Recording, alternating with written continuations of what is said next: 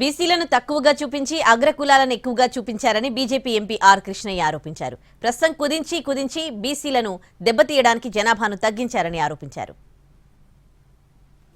తక్కువ చూపించి ఓసీలను అగ్రకులాలను ఎక్కువ దించడానికి కుట్ర చేశారు. ఎందుకు తప్పుల తరక అని చెప్తుందంటే గతంలో అనేక సందర్భాల్లో లెక్కలు తీశారు, సర్వే చేశారు.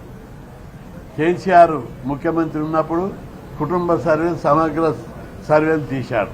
అప్పుడు అందులోపల బీసీల జనాభా 52% ఉన్నట్టు తేలింది.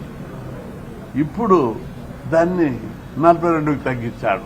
మురళీధర్ కమిషన్ రిపోర్టు ప్రకారం కూడా 52% అని తేలింది. మండల్ కమిషన్ ప్రకారము 56% అని లెక్కలున్నాయి.